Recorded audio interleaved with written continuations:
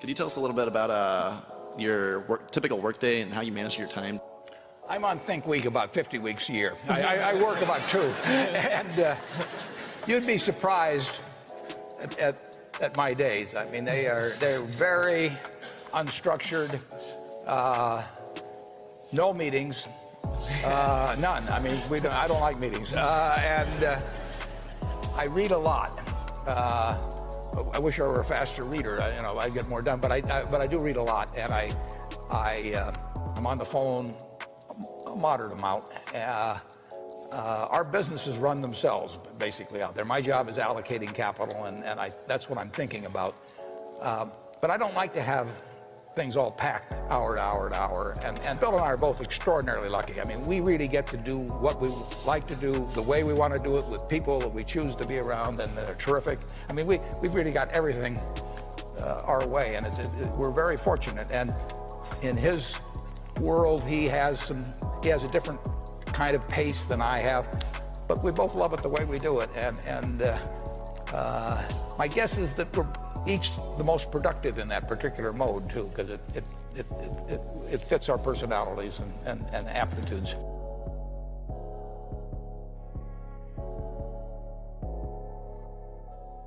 How do you instill ethical leadership throughout your organization? And to begin with, how do you know that the management one level below you is making decisions that would parallel your own? We have all the money we need. We'd like to have more, but we can afford to lose money.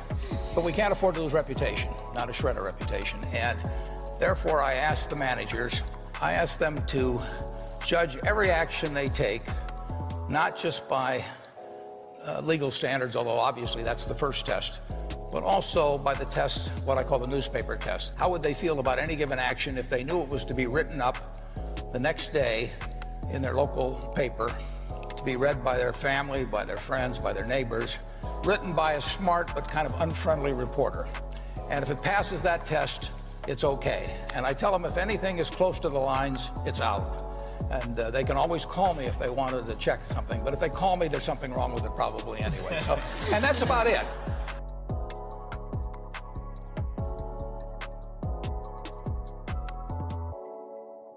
And I was just wondering, what is the best piece of advice you've ever been given, and how has it impacted your personal or professional lives? What did I tell you that impressed you the most? Actually, I can answer that. When first I met Warren, we were talking about getting together and doing something again, and he pulled out his calendar, and the pages were so blank. And I said, wow, you've managed to avoid getting tied into a lot of kind of meaningless activity. And Warren said, yeah, you have to be good at saying no and picking the things that really make a difference. And that's one of many things I've learned from Warren, but that's one of my favorites, and so I can blame it on him whenever I'm turning things down. Yeah, well, actually, I told him that was the truth is I don't get invited anyplace.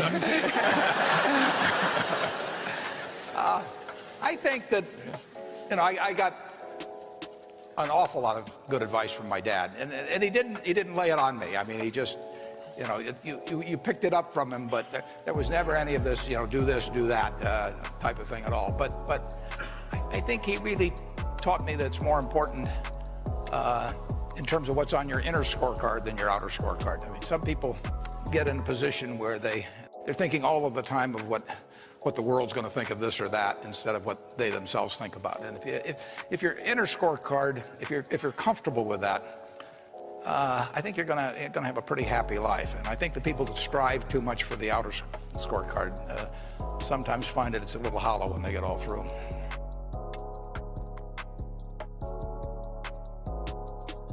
I'd like to know, we all consider you to be the financial business experts, and we look to you and follow your lead. But when you need advice and feedback about an idea or decision, I'd like to know, who do you go to? Well, usually I look in the mirror. I mean, to be perfectly honest.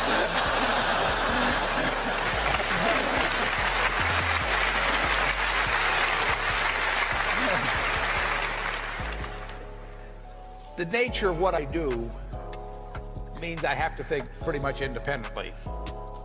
Because if I take a poll, in effect, I'm going to do what everybody else is doing, and I don't think much of that usually in investments. And so I have to have an environment, I have to have a temperament personally that lets me think for myself.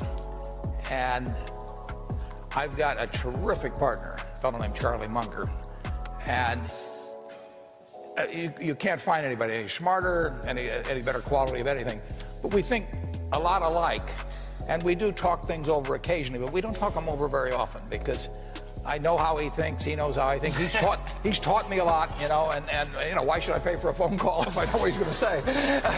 So if I need to get a cabinet around to make decisions or anything like that, I probably shouldn't be running the place.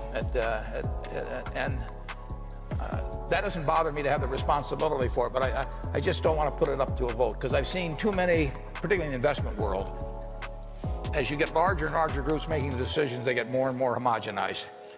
And I don't think you will ever get brilliant investment decisions out of a large committee.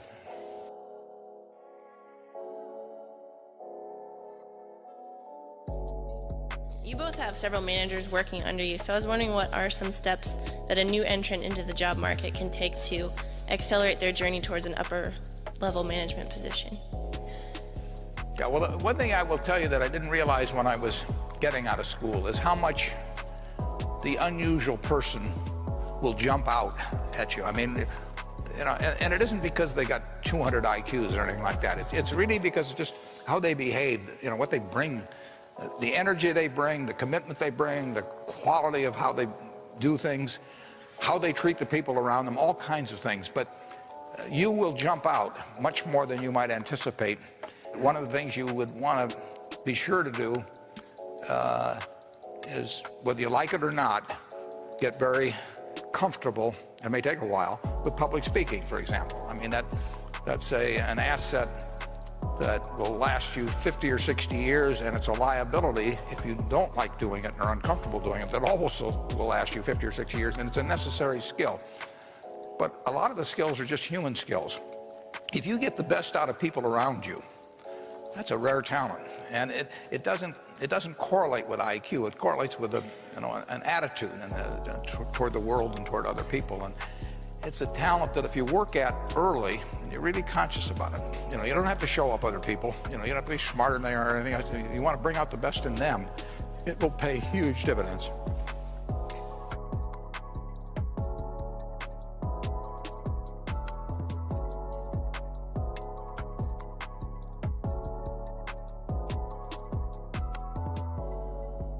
A lot of us are pursuing higher education because we want to leave the world a better place than the one we found it. And That's terrific. As one person at the end of the day who can actually affect tremendous amounts of people and ideas, how do you make your decisions? You're changing the world every day. I mean, if it's nothing but the children you have, I mean, you are forming their view of the world, and you do it every day. So you are a teacher. But with the people around you, one of the best things in life to do is to surround yourself with high-grade people, because you will behave as the people around you do, but they in turn are getting it from you. It's kind of like a planetary system, and you will. I promise you, you will change the world in some way, and my guess is you'll change it very much for the better. But you can't expect to see something dramatic. I mean, it's not one of those Shazam moments or something of the sort. But you by how you're behaving are affecting other people, setting an example for other people, and you will find ways to leave a better world than you entered.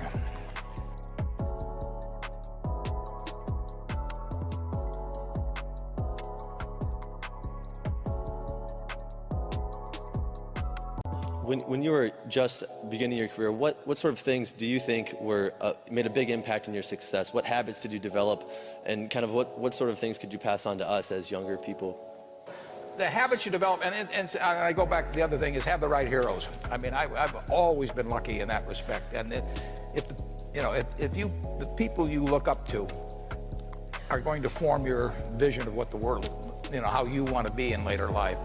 And I'll give you two pieces of advice. I'd invest as much in myself as you can. I mean, you're your own biggest asset by far. I mean, you've got all kinds of potential. All the people in this room, you're lucky to be in this country, gotten a good education. But most people go through life using up a very, very small part of their potential. And so anything you do that invests in yourself, that's the best investment you can possibly make. And then I would follow my passion. I mean, whatever turns you on. You know, I was lucky. I found something early that turned me on. But you don't want to take a job just for the money. You don't want to take a job for an organization that you really don't feel good about, or work for people that you don't feel good about. You really want to be excited when you get out of bed every morning. And it won't necessarily be the job that you have 10 years later, but you'll be learning so much as you go along. And you know, I took a job with Ben Graham, my hero, and it, you know, I never asked the salary, and I found at the end of the month when I got my first paycheck what I was earning, because I just knew it was the right thing to be doing. So I would follow your passion.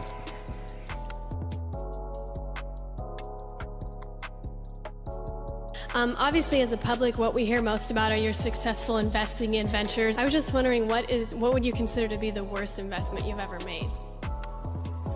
The worst investment I ever made? How long do you have? I've made some very bad ones, but that doesn't really bother me. You know, it may bother the shareholders, but that's another question. You know, you're gonna make mistakes in life. I mean, there's no question about it. You don't want to make them on the big decisions, you know, who you marry and some things like that. So there's no way I'm going to make a lot of business and investment decisions without making some mistakes. I may try to minimize them. I don't dwell on them at all. I don't look back.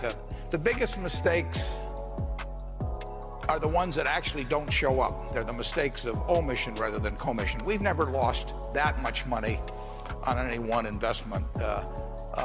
But it's the things that I knew enough to do that I didn't do. We have missed profits of as much as, you know, maybe $10 billion in things that I knew enough to do and I didn't do. Now, the fact I didn't buy Microsoft way back is not a foregone opportunity, because I didn't know enough to make that decision. But there have been other investments where I did know enough to make the decision, and for one reason or another, I either didn't do it at all or I did it on a small scale. I was sucking my thumb when I should have been writing checks, you know, basically. And you know, those don't show up. You know, there's no place where it shows missed opportunities, but I've missed some big ones.